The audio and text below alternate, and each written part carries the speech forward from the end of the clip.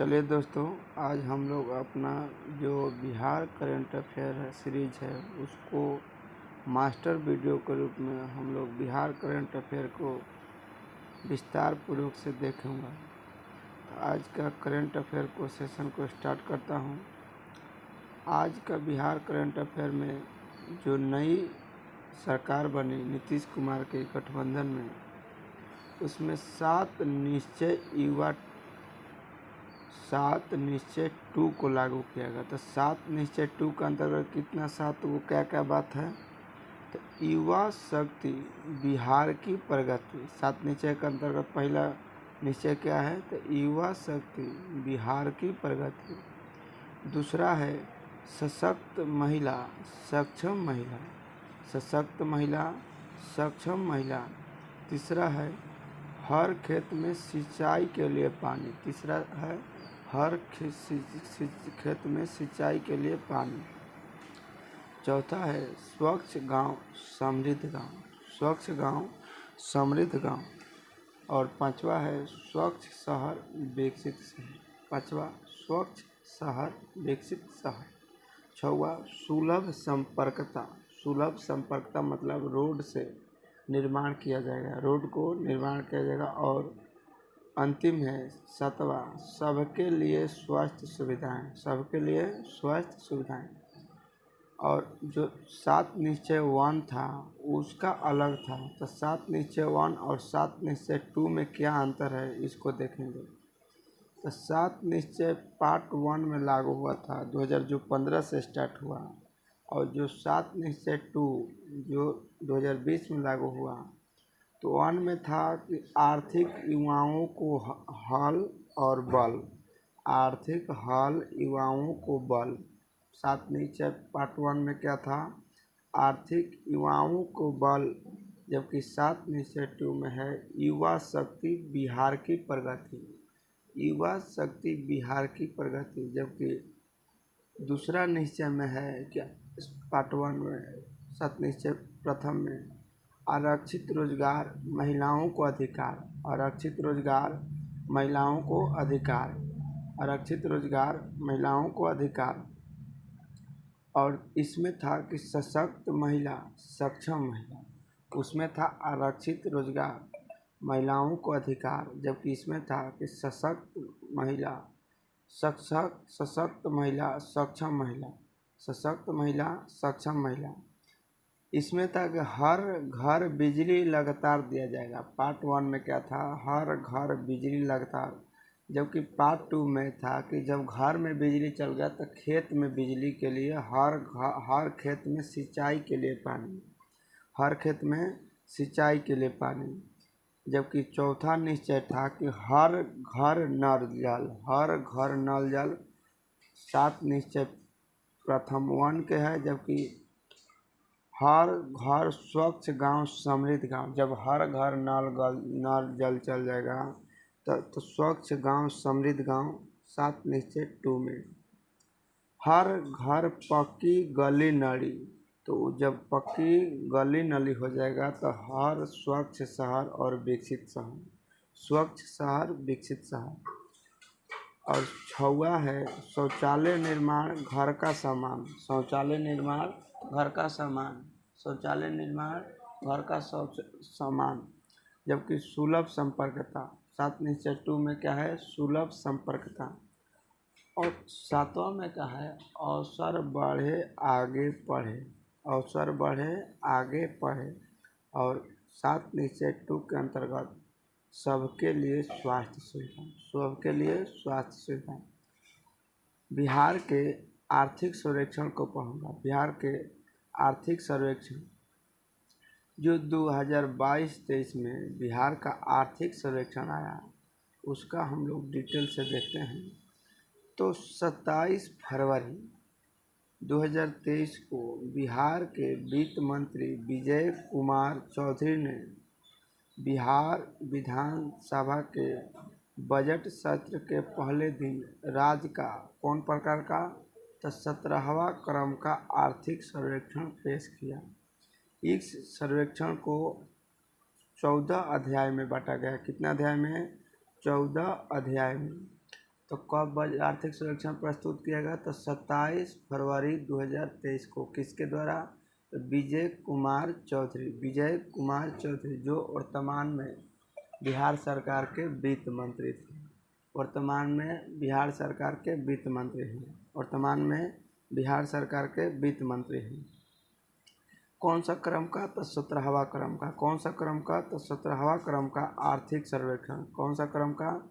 तो 17वां क्रम का आर्थिक सर्वेक्षण।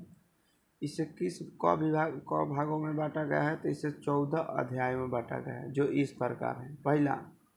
पहला अध्याय है कि बिहार की अर्थव्यवस्था एक अवलोकन, अर्थात पहला अध्याय में हम लोग को देखना है कि बिहार की अर्थव्यवस्था की अवलोकन करना है।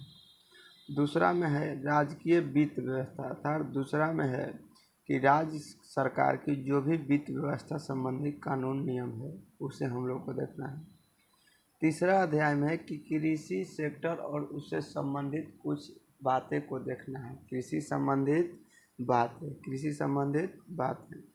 और चौथा अध्याय है कि उद्यम क्षेत्र। जब कृषि देख लीजिएगा प्राथमिक सेक्टर को, तो द्वितीयक सेक्टर के रूप में उद्यम मतलब रोजगार के सेक्टर में देखना है। और पांचवा श्रम रोजगार और कौशल अध्याय। श्रम रोजगार और कौशल अध्याय कहाँ है? 5वां विभाग में। श्रम और रोजगार कौशल विभाग कहाँ है? तो 5वां विभाग में। जबकि छठा है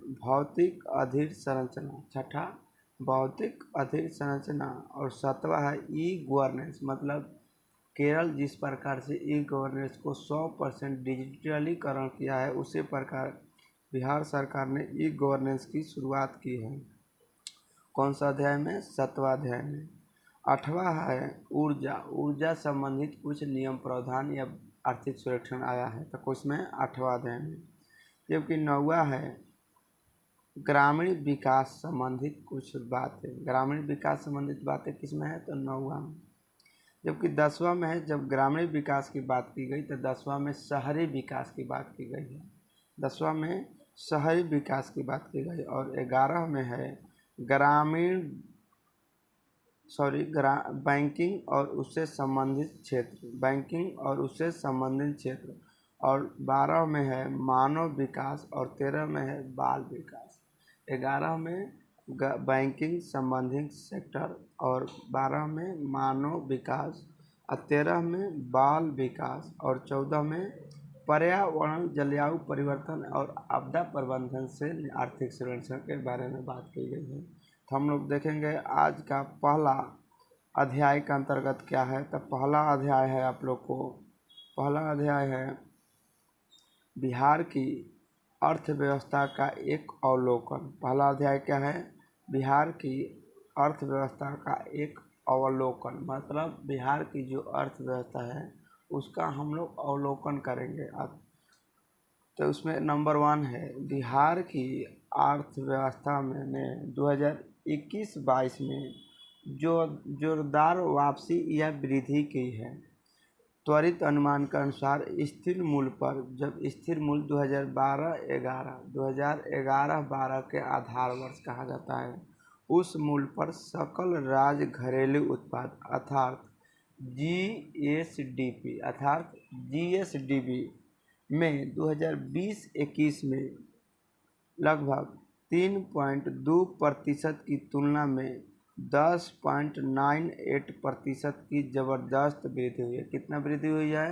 तो 10.98%, 10.98% की वृद्धि हुई है। 10.98% की वृद्धि हुई है। 10.98% की वृद्धि हुई है, जो वर्ष 2021-22 में राष्ट्रीय वृद्धि दर के 8.68 था। राष्ट्रीय कितना था?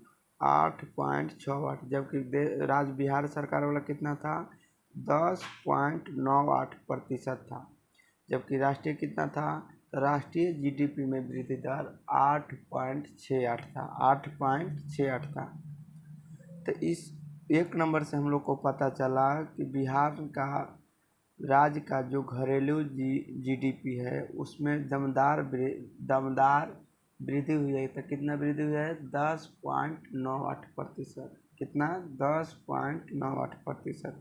जबकि 2021-22 में राष्ट्रीय स्तर पर जीडीपी में वृद्धि कितना हुआ है, तो 8.68%। 8.68%। लगभग बिहार सरकार की कितना जीडीपी में वृद्धि ज़्यादा अधिक हुआ है, तो हम लोग 10.98 से 8.68 को घटाएंगे तो 2.3% अधिक हुआ है। 2.3% अधिक हुआ है। नेक्स्ट है कि बिहार देश का अपेक्षाकृत कम आय वाला राज्य है। बिहार देश का अपेक्षाकृत कम आय वाला राज्य है। त्वरित अनुमान के अनुसार 2021-22 में राज्य का सकल राज्य घरेलू उत्पाद वर्तमान मूल्य 6,75,448 करोड़ रुपया है।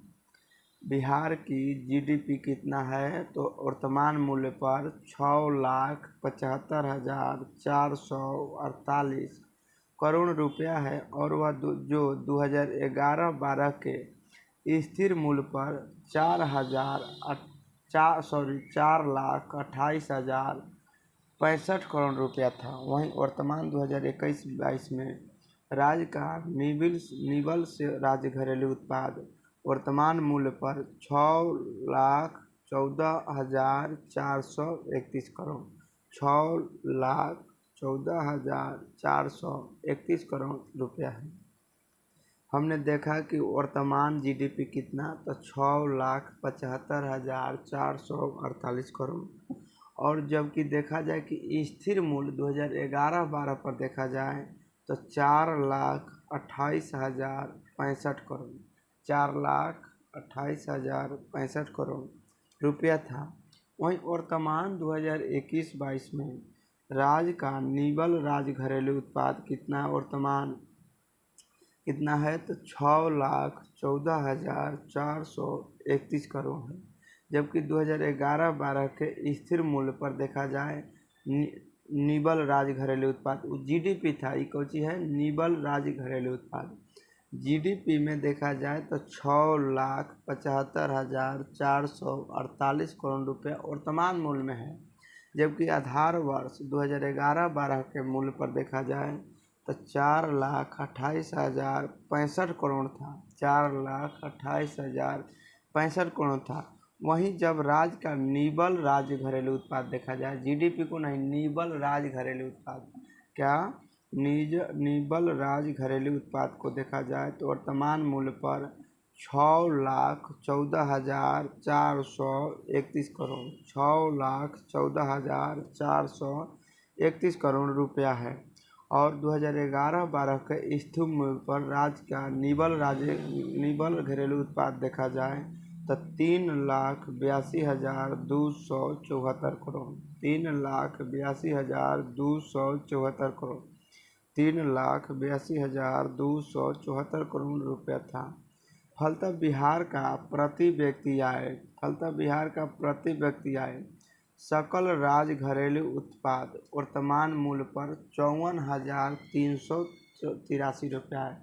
ये सबसे प्रमुख सवाल है कि प्रति व्यक्ति आय बिहार सरकार के कितना है, तो 54,383 है 54,383 है। जबकि आधार वर्ष 2011-12 के आधार पर देखा जाए तो 34,465 रुपया है। वर्तमान मूल्य पर देखा जाए तो बिहार में प्रति व्यक्ति आय कितना है, तो 54,383 लेकिन आधार वर्ष 2011-12 पर प्रति व्यक्ति आय देखा जाए तो 34,465। अब हम लोग देखेंगे कि बिहार अर्थव्यवस्था के अंतर्गत तीसरा मुख्य बात क्या है। तो तीसरा मुख्य बात में है प्राथमिक क्षेत्र के अंदर सकल राज्य घरेलू उत्पाद में सर्वाधिक योगदान देने वाले दो उप क्षेत्र कौन कौन। सकल राज्य घरेलू उत्पाद के अंतर्गत प्राथमिक क्षेत्र के अंदर सकल राज्य घरेलू उत्पाद में सर्वाधिक योगदान देने वाले कौन सा दो क्षेत्र हैं, तो पहला पशुधन, दूसरा मत्स्य आखेट एवं जल कृषि। पहला पशुधन, दूसरा मत्स्य खेत मतलब मछली पालन और जल कृषि। तो जल कृषि, मत्स्य खेत और पशुधन प्राथमिक सेक्टर के अंदर राज्य सकल घरेलू उत्पाद में सर्वाधिक उत्पादन कौन कौन दिया है सर्वाधिक योगदान?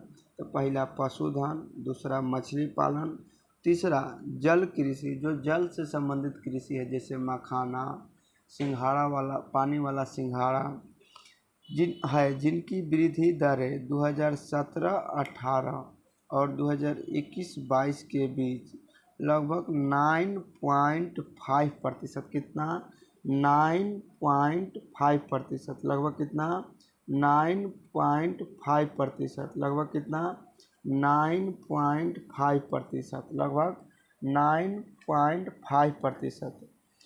2017 और 18 के बीच 2021-22 में लगभग कितना वृद्धि हुआ है? तो 9.5% और 6.7% रही है।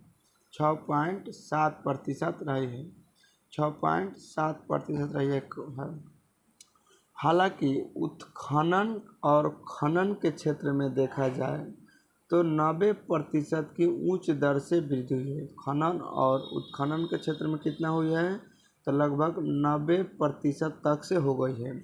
द्वितीयक क्षेत्र में विद्युत गैस, जल आपूर्ति एवं अन्य जन उपयोगी सेवाएं में 2017-18 और 2021-22 के बीच लगभग 14.5% की उच्च दर, लगभग कितना 14.5% की उच्च दर से वृद्धि दर्ज की गई है। 2017 कितना था 2017-18 और 2021-22 के बीच लगभग कितना प्रतिशत उच्च दर वृद्धि दर्ज की गई है? तो 14.5%, 14.5% वृद्धि दर्ज की गई है। वहीं 2017-18 में और 2021-22 के बीच तृतीयक सेक्टर को देखा जाए, हमने द्वितीय सेक्टर देखा, प्रथम सेक्टर देखा। तो प्रथम सेक्टर में मत्स्य और कृषि पालन के तहत जो कृषि सेक्टर था जल से उत्पन्न, और पशुधन से हमने देखा कि सबसे अधिक प्राथमिक सेक्टर में योगदान मिला है, लगभग 9.5%। दूसरी बात देखा तो हमने खनन से देखा कितना परसेंट, लगभग 90% उद्योग में बढ़ोतरी हुआ है। उसी प्रकार जब हम तृतीय सेक्टर के देखेंगे तो तृतीय सेक्टर के क्षेत्र में सबसे तेज़ी से बढ़ने वाला क्या है?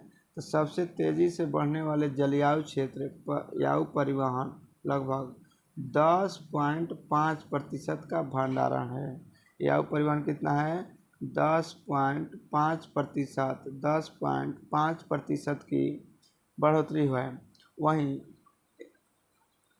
सबसे तेज़ी से बढ़ने वाला क्षेत्र यायु परिवहन 10.5%, भंडारण और भंडारण कितना? तो 21.30%, 21.3%, और वित्तीय सेवाएं लगभग 12.6%, लगभग कितना 12.6%, और लोक प्रशासन में देखा जाए तो 9.3%, लोक प्रशासन में 9.3%।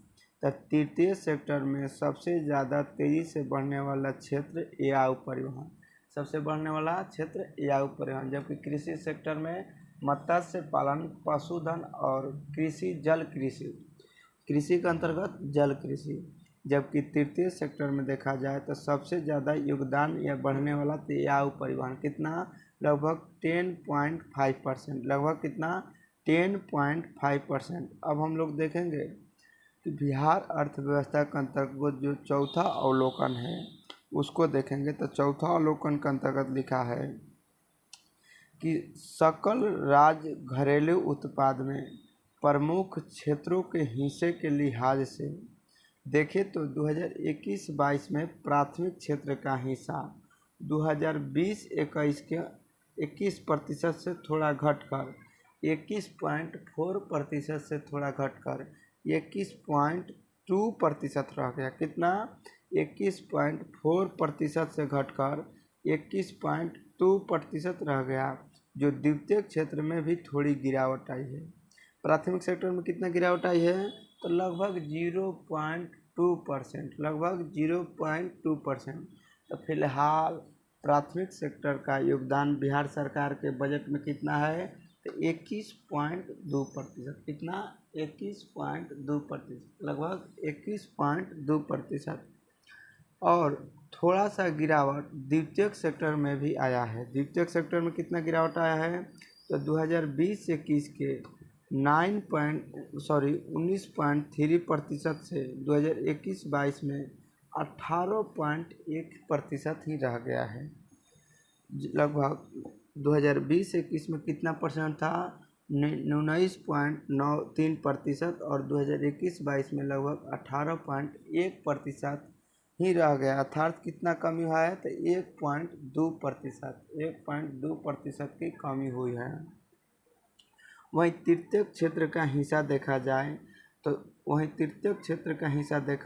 तो 59.3% से बढ़कर लगभग 60.7% हो गया। कितना, लगभग 59.3% जो 2020-21 में था, तो 21-22 में कितना हो गया है, तो 60.7%। तो हम लोग देख सकते हैं कि बिहार सरकार या कोई भी जब विकसित होता है तो सेवा सेक्टर का मांग या योगदान अधिक होता है। तो सेवा सेक्टर का योगदान कितना है, तो 60.7%, 60.7%।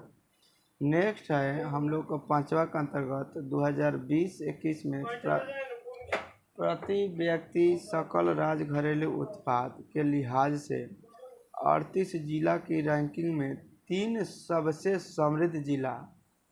पाँचवा है कि वर्ष 2020-21 में प्रति व्यक्ति सकल घरेलू उत्पाद के लिहाज से 38 जिलों की रैंकिंग में 3 सबसे समृद्ध जिला।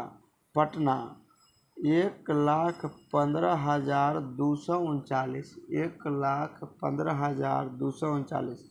कितना है यहाँ, पटना में 1,15,239 एवं बेगूसराय में 45,497 रुपया, 45,497 रुपया है। और वहीं मुंगेर में देखा जाए तो 42,793 रुपया है। वहीं मुंगेर में देखा जाए तो प्रति व्यक्ति सकल राज्य घरेलू उत्पाद कितना है, तो 42,793 रुपया है। दूसरी ओर देखा जाए तो 3 सबसे गरीबी जिला, हमने 3 धनी जिला को देखा, तब पटना, बेगूसराय और मुंगेर। पटना, बेगूसराय और मुंगेर। पटना में कितना है, 1,15,239, 1,15,239, 1,15,239। उसी प्रकार बेगूसराय में 45,497, 45,497। वहीं मुंगेर में 42,793 रुपया है। तो अब हम जब धनी आदमी को देख लिया, धनी जिला को देख लिए, तो सबसे 3 गरीब जिला देखा जाए तो सबसे गरीब बिहार में कौन जिला है, तो शिवहर। कौन जिला, शिवहर। लगभग कितना है, 18,692 रुपया, 18,692 रुपया। वहीं दूसरा गरीबी से दूसरा ऊंचाई देखा जाए तो 19,527 रुपया को अररिया को है। 19,527 रुपया किसको है, अररिया का प्रति व्यक्ति सकल राज्य घरेलू उत्पाद है।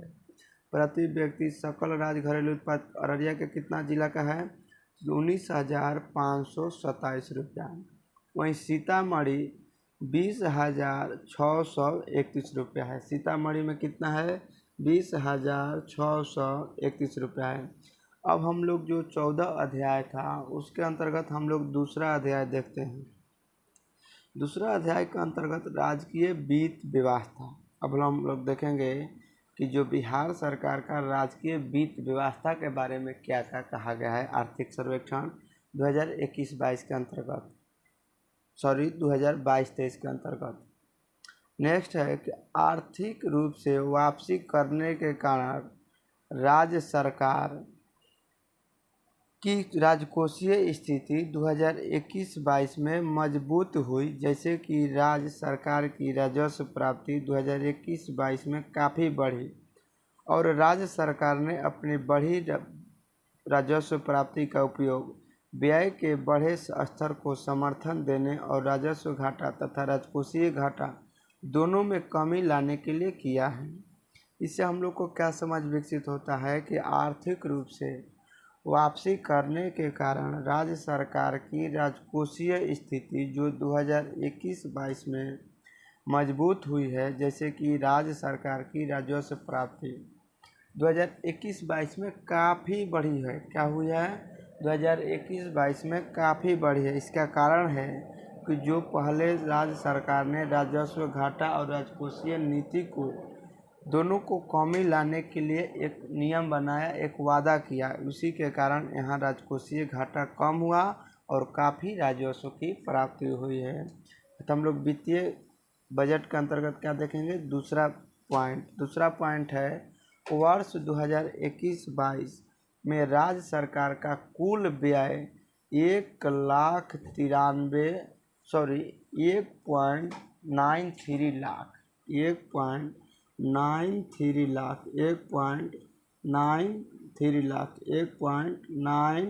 लाख करोड़ रुपया था, जिसमें से 1.59 लाख करोड़ रुपया लगभग 82.4% राजस्व व्यय था और 0.3 लाख करोड़ रुपया पूंजीगत व्यय था। तो पूंजीगत व्यय कितना था? तो 0.34 लाख करोड़ रुपया था, जो लगभग कितना परसेंट था? तो परसेंट के हिसाब से देखा जाए तो 17.6% था। वहीं इसमें से 1.59 लाख करोड़ रुपया 82.4% है। 1.49 लाख करोड़ कितना है? तो 82.4% जो राजस्व व्यय था।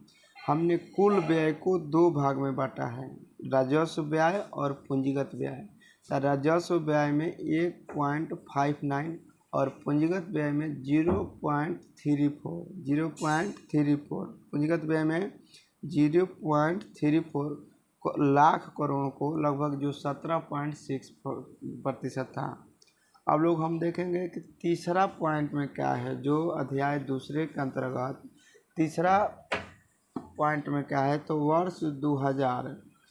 वर्ष 2021-22 में सामान्य सेवाओं पर राज्य सरकार का व्यय लगभग 48,939 करोड़ था। लगभग कितना था? 48,939 करोड़ था। इसमें से 13,822 करोड़ ब्याज का भुगतान था। लगभग व्यय कितना हुआ था? हम लोग व्यय हुआ था 48,939 करोड़, जबकि हम लोग को कुल व्यय देखा जाए तो 1.3 लाख करोड़ सामान्य से, जिनमें से सामान्य सेवाएं पर कितना व्यय हुआ था? तो 48,939 करोड़, जिसमें से 13,882 करोड़ रुपया भुगतान ही था। हमने जो 1.93 लाख करोड़ व्यय देखा था, उनमें से 48,939 करोड़ रुपया सामान्य सेवा पर था। उसमें भी 13,882 करोड़ रुपया ब्याज के रूप में भुगतान किया गया है। 13,822 करोड़ रुपया ब्याज के रूप में भुगतान किया गया। वहीं सामाजिक सेवाओं पर व्यय 76,115 करोड़ रुपया 76,115 करोड़ रुपया है और आर्थिक सेवाओं पर लगभग 34,166 करोड़ रुपया था। राज्य सरकार ने पूंजीगत व्यय बढ़ाने पर अपना ध्यान बनाए रखा, जो गत वर्ष से 29.4% बढ़कर 2021-22 में 33,903 करोड़ रुपया हो गया। कितना हो गया? 2021-22 में कितना हो गया? 33,903 करोड़ रुपया हो गया। 33,903 करोड़ रुपया।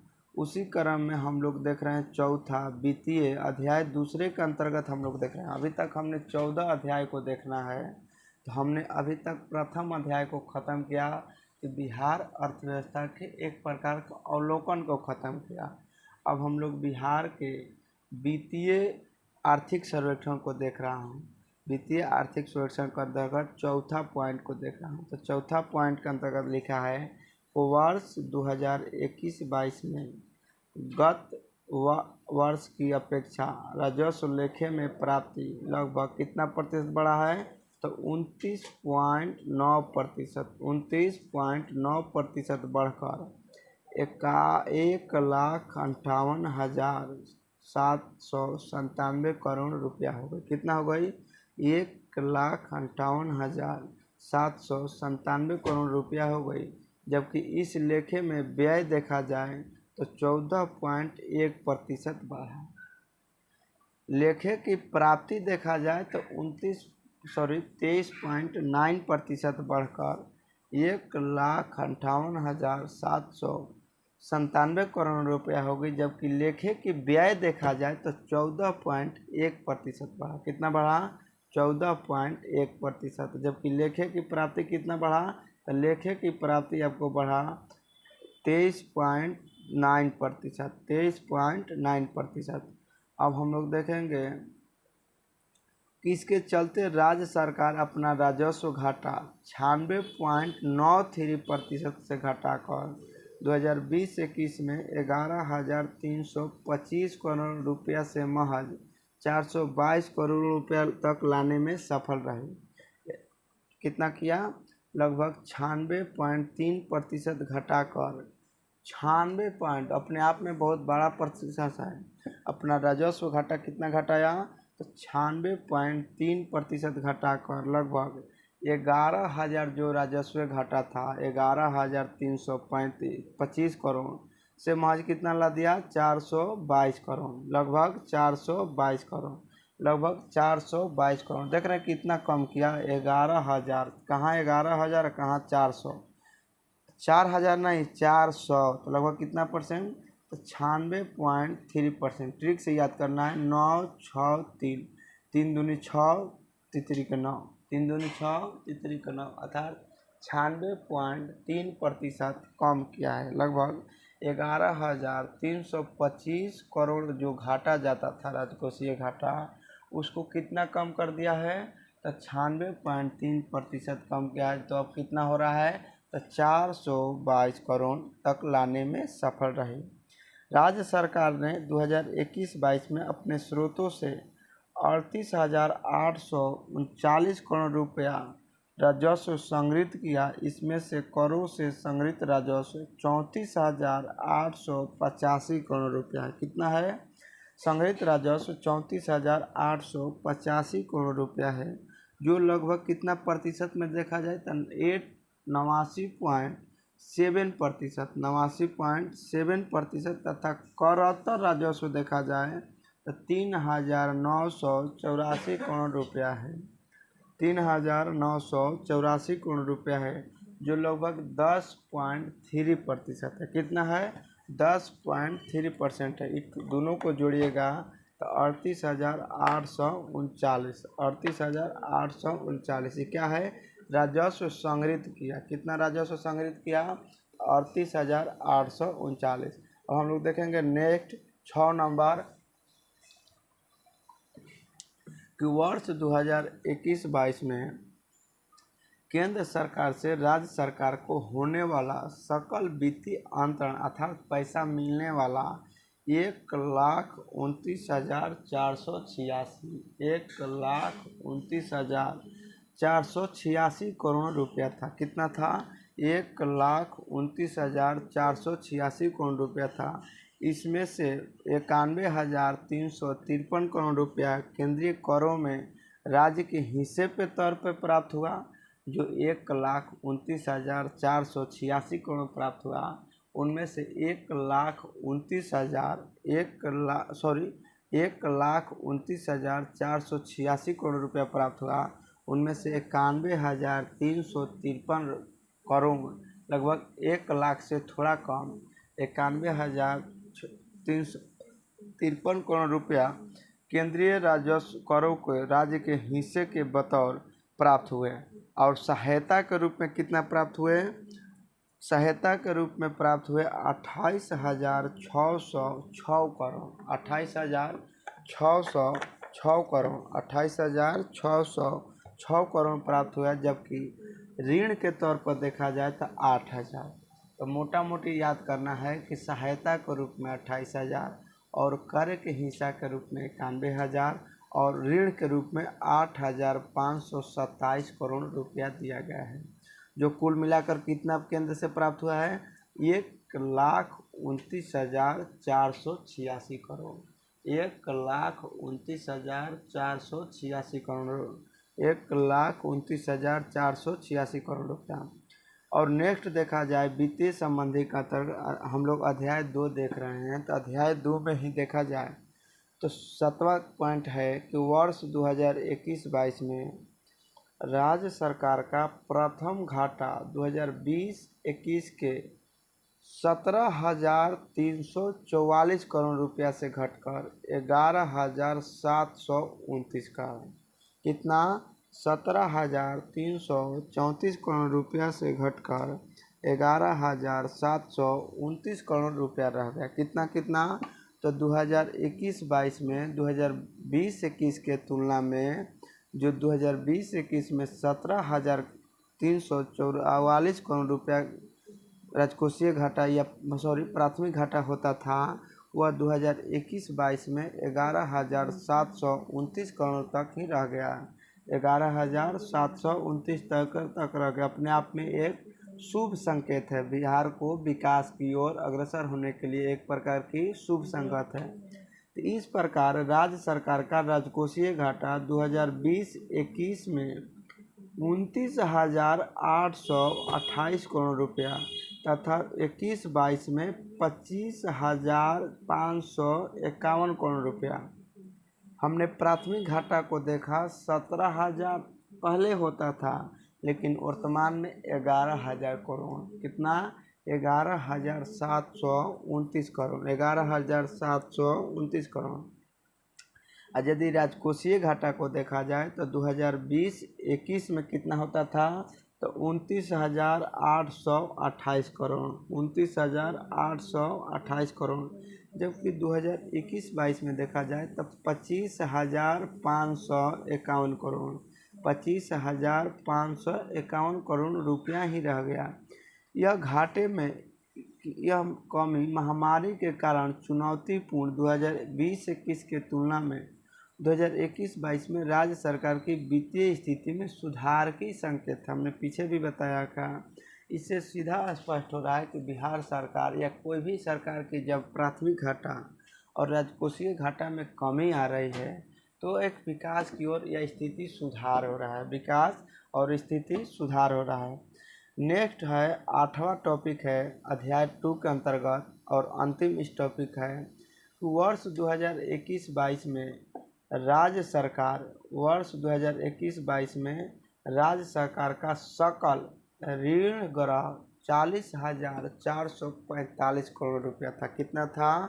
40,445 करोड़ रुपया था। वहीं 2021-22 के अंत में राज्य सरकार पर कुल बकाया कितना था? 2,57,510 करोड़ रुपया था। कितना था? 2,57,510 करोड़ रुपया था। उसी वर्ष राज्य सरकार द्वारा ब्याज भुगतान लगभग कितना किया गया था? 13,000। हमने पीछे भी देखा था कि 13,000 रुपया भुगतान के रूप में दर्ज किया, 13,882 करोड़। जितना भी राज्य सरकार या केंद्र सरकार की बजट की बात होती है तो सब करोड़ में ही बात करते हैं, ना कि उसको खाली 13,822 रुपया समझ लीजिए। 13,822 करोड़ जब भी बात करते हैं तो हम लोग करोड़ में बात करते हैं, क्योंकि एक व्यक्ति की आय नहीं है बल्कि एक पूरे राज्य की आय है। तो जब भी राज्य की आय बात करते हैं तो करोड़ों में ही बात होगा। पूंजीगत अदायगी मतलब पूंजीगत अदायगी मतलब पूंजी के अंतर्गत ब्याज भुगतान कितना था? तो 8,746 करोड़ रुपया था। कितना था? 8,746 करोड़ रुपया था। अब हम लोग देखेंगे जो हम लोग को आर्थिक सर्वेक्षण 27 फरवरी विजय कुमार चौधरी ने जो रिलीज किया था, उसके अंतर्गत 14 अध्याय दिए थे। तो 14 अध्याय के अंतर्गत हमने 2 अध्याय को बहुत विस्तार पूर्वक पढ़ा। अब हम लोग अध्याय 3 को पढ़ते हैं। अध्याय 3 में है कृषि एवं सहवर्ती क्षेत्र। मतलब अध्याय 3 में है कि कृषि और सहवर्ती क्षेत्र के अंतर्गत क्या क्या बिहार सरकार आर्थिक सर्वेक्षण 2021-22 के अंतर्गत क्या क्या किया है। हमने देखते हैं कि अपनी प्रचुर अग्रवर्ती विशिष्टवर्ती कणियों के कारण अपनी प्रचुर अग्रवर्ती माने आगे की और पीछे की कणियों के कारण कृषि का विकास बिहार की अर्थव्यवस्था में विकास के लिए अत्यंत महत्वपूर्ण है। कि जहाँ भी कोई गरीब राज्य रहता है या अल्प विकसित देश है तो वहाँ सबसे ज़्यादा योगदान किसका सेक्टर का रहता है? तो वहाँ सेक्टर कृषि सेक्टर के अर्थात प्राथमिक सेक्टर का योगदान रहता है। उसी प्रकार जब गत 5 वर्षों में 2017-18 से 2021-22 के दौरान कृषि सहवर्ती क्षेत्र का वृद्धि दर लगभग कितना प्रतिशत है? तो लगभग 5%। लगभग कितना? 5%। गत वर्ष 2005 वर्षों में 2017-18 से 2021-22 के दौरान कृषि और सहवर्ती क्षेत्र की वृद्धि दर लगभग 5% थी, जो कुल मिलाकर 2020-21 में सकल राज्यगत मूल्यवर्धन GSBA सकल राज्यगत मूल्यवर्धन में इसका क्षेत्र का योगदान कितना प्रतिशत? 20%। कृषि के अंतर्गत देखा जाए तो सकल राज्यगत मूल्यवर्धन में इसका कितना प्रतिशत हिस्सा था? तो लगभग 20%। लगभग 20%। वर्ष 2021-22 में देखा जाए तो सकल राज्यगत मूल्यवर्धन में कृषि के उप क्षेत्रों में क्या योगदान इस प्रकार था कि फसल क्षेत्र लगभग 11.1%। कितना प्रतिशत योगदान था? तब फसल क्षेत्र का योगदान था 11.1%। वहीं पशुधन क्षेत्र का योगदान था 6.6%। कितना था? 6.6%। और मत्स्य और कृषि जलवायु क्षेत्र जो कृषि जल कृषि है उसके कितना प्रतिशत योगदान था? तो लगभग 1.8%। कितना? 1.8%। लगभग कितना? 1.8%। पशुधन के कितना? तो 6.6। पशुधन के 6.6 और फसल के 11.1। और पूरा कृषि को देखा जाए तो हमने 20% लगभग योगदान था। नेक्स्ट दूसरा नंबर है, हम लोग अध्याय 3 को पढ़ रहे हैं। तो नेक्स्ट अध्याय 3 में है, 3 के अंतर्गत दूसरा पॉइंट है कि वर्ष 2020-21 में बिहार में शुद्ध बुआई क्षेत्र लगभग 50.5% था। कितना परसेंट? तो 2020-21 में बिहार में शुद्ध बुआई क्षेत्र लगभग 50.5% था। जबकि फसल संघनता देखा जाए तो 1.44%। कितना? 1.44% था। वहीं 2021-22 में देखा जाए तो कुल 181 पॉइंट लाख टन। कितना? 181 पॉइंट लाख टन अनाजों का उत्पादन हुआ। 2021-22 में कितना अनाज का उत्पन्न हुआ? तो 181 लाख टन। कितना? 181 लाख टन। कितना? 181 लाख टन अनाजों का उत्पादन हुआ। गन्ना विभाग के अनुसार राज्य में 2021-22 में कुल 119.77 लाख टन। कितना टन? 119.77 लाख टन ईख का उत्पादन हुआ। और जबकि उत्पादकता के देखा जाए तो 49.7 टन प्रति हेक्टेयर था।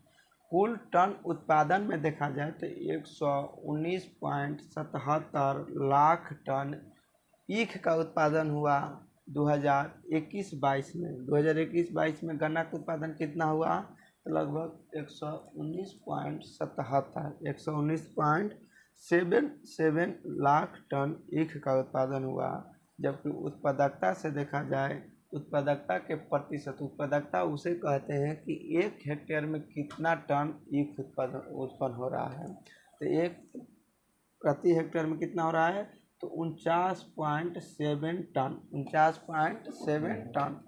नेक्स्ट टॉपिक है इसमें से, सॉरी टॉपिक नहीं, नेक्स्ट बिंदु है कि राज्य सरकार बिहार कृषि निवेश प्रोत्साहन नीति। राज्य सरकार बिहार कृषि निवेश प्रोत्साहन नीति का क्रियान्वयन कर रही है। क्या कर रही है तो राज्य सरकार बिहार कृषि प्रोत्साहन नीति का क्रियान्वयन कर रही है, जिसमें कृषि आधारित नए उद्योगों की स्थापना की जाएगी या मौजूद इकाइयों की क्षमता विस्तार, आधुनिकीकरण और विविधीकरण एवं व्यक्तिगत निवेशकों को 15% एवं कृषि उत्पादक कंपनियों को 25% सब्सिडी दी जा रही है।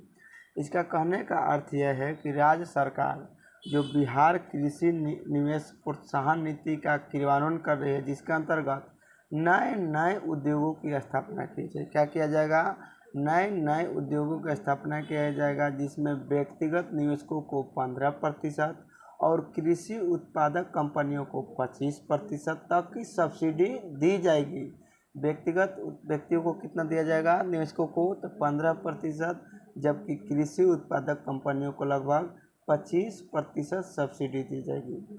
इस पहल के लिए चिन्हित 7 केंद्रित उत्पाद मखाना, फल, सब्जी, मक्का, औषधीय पौधे, शहद और चाय। कौन कौन सा तो मखाना, फल, सब्जी, मक्का, औषधीय पौधे, शहद, चाय। फिर से एक बार बोल लिया जाए, मखाना, फल, सब्जी, मक्का, औषधीय पौधा, शहद और चाय, 7 जो केंद्रित किया गया है उत्पाद, उसको 25% तक की सब्सिडी दिया जाएगा। किसको, जो कृषि उत्पादक कंपनियां उसमें निवेश करेगी।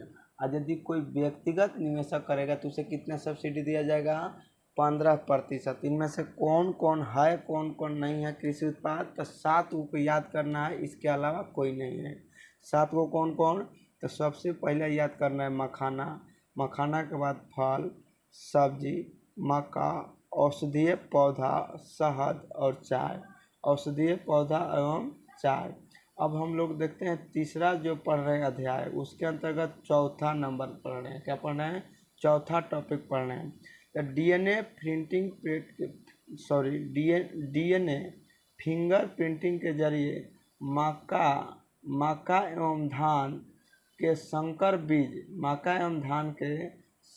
बीजों के जेनेटिक पहचान के लिए कृषि विभाग द्वारा राज्य योजना के तहत लगभग कुल 142.27 लाख रुपया व्यय करने की नई योजना बनाई है। क्या किया है, 142.27 लाख रुपये की व्यय से एक नई योजना बनाई है। किसके लिए, तो मक्का और धान की संकर बीजों की जेनेटिक पहचान के लिए।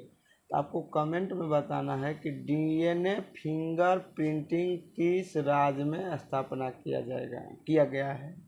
डीएनए फिंगर प्रिंटिंग किस राज्य में स्थापना किया गया है, तो हैदराबाद। कहाँ, हैदराबाद। कहाँ, हैदराबाद। कहाँ,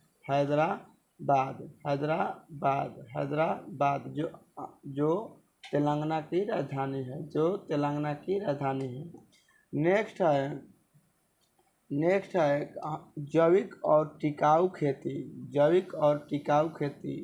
राज्य सरकार की प्राथमिकता है। जैविक और टिकाऊ खेती क्या है, राज्य सरकार की प्राथमिकता है, जो इसलिए जैविक कॉरिडोर योजना के तहत लगभग 20,000 एकड़ जमीन को जैविक खेती के अंतर्गत लगाया गया है। वहाँ किसानों को समान सुविधा केंद्र CFC के लिहाज से अधोसंरचना सहायता दी जा रही है और यह लॉजिस्टिक सहयोग के रूप में तापरोधी है। इसका कहने का अर्थ है कि जैविक टिकाऊ खेती के लिए राज्य सरकार की एक प्रकार की अपनी प्राथमिकता मानी है। इसलिए जैविक कॉरिडोर योजना की स्थापना किया गया जो 2022 से 2025 तक के लिए माना गया है, जिसके लिए लगभग 20,000 एकड़ जमीन को जैविक खेती के अंतर्गत लाया जाएगा, जहां किसानों को सामान्य सुविधा केंद्र CFC लिहाज से अधोसंरचना सहायता की जाएगी और इसके तहत लॉजिस्टिक सहयोग के रूप में तापरोधी रेफर वैन, स्मार्ट जैविक मंडी, पथ विक्रय एवं में जगह आवंटित करने में कृषि उत्पादक संगठनों को प्राथमिकता जैविक मूल्य श्रृंखला होगी। क्या होगी? इसके अंतर्गत जो रेफर वैन, स्मार्ट जैविक मंडी, पथ विक्रय मंडियों की जगह आवंटित करने में कृषि उत्पादक संगठनों को प्राथमिकता जैविक मूल्य श्रृंखला होगी तथा विकास उपलब्धि कराई जा रही है। वर्ष 2021-22 में तहत लगभग 17,534 कितना 17,534 भूखंड प्रमाणन अंतर्गत है। कितना 17,534 भूखंड प्रमाणन अंतर्गत है। आपको कमेंट में बताना है कि जैविक जिला कितने जिलों को घोषित किया है। तो जैविक जिला बिहार के 13 जिला को घोषित किया गया। कितने जिला को? बिहार के 13 जिला को घोषित किया गया है। बिहार के 13 जिला को घोषित किया गया। हम लोग तीसरा अध्याय के अंतर्गत 6 नंबर पॉइंट को देखते हैं। तो वर्ष 2021-22 में सिंचाई विकास का कुल व्यय लगभग 2,670.49 करोड़ रुपया था। कितना 2,670.49 करोड़ रुपया था। सिंचाई विकास के अंतर्गत कितना था 2,670 लगभग 49 करोड़ रुपया था। जल संसाधन विभाग द्वारा वित्त एवं बृहत और मध्यम सिंचाई की परियोजनाओं के तहत मार्च 2022 तक लगभग 37.22 लाख हेक्टेयर सिंचाई सुविधा सृजित किया गया। कितना लगभग 37.22 लाख हेक्टेयर सिंचाई सुविधा सृजित किया गया, मतलब सिंचाई के नया बनाया गया है, सृजन किया गया है। हम लोग आज के वीडियो को अंतिम और हम लोग नेक्स्ट वीडियो में अध्याय 4 को देखूंगा। इसका ये जो बिहार करंट अफेयर का पार्ट 2 वीडियो होगा। आज का अंतिम जो अध्याय 3 का पॉइंट नंबर 7 है, तो लगभग 405.66 करोड़ रुपये के व्यय से कमला नदी पर बराज का निर्माण प्रगति पर है, जिसे मार्च 2023 तक पूरा हो जाने का अनुमान लगाया गया है। वर्तमान कृषि कमांड क्षेत्र लगभग 28,384 हेक्टेयर है। कितना 384 हेक्टेयर, कितना 28,384 हेक्टेयर है, जो इस बराज से लगभग 1175 अतिरिक्त क्षमता जुड़ जाने से बाद में कुल कृषि कमांड क्षेत्र कितना हो जाएगा 29,559। इसका कहने का अर्थ है कि 405.66 करोड़ के व्यय से कमला नदी पर, कोना नदी पर, तो उत्तरी बिहार की एक नदी है कमला नदी, जिसे कमला बगान कहते हैं, जो दरभंगा की तरफ बहती है, उस पर एक बैराज का निर्माण किया जा रहा है, जिसे अनुमान लगाया गया कि मार्च 2023 तक पूरा हो जाने का अनुमान है। वर्तमान में कृषि कमांड क्षेत्र इसका कितना है तो 28,384 हेक्टेयर है, लेकिन इसके बाद में 1175 हेक्टेयर जोड़ दिया जाएगा तो कितना हो जाएगा 29,559 हेक्टेयर क्षमता सिंचाई वाले में बदल जाएगा। तो आज के लिए इतना ही। आपको वीडियो अच्छा लगा तो लाइक करें और इसका पार्ट 2 हम लोग नेक्स्ट कल डाल देंगे। तो रिजल्ट आडा 251। आज के लिए इतना ही। चलिए धन्यवाद, जय।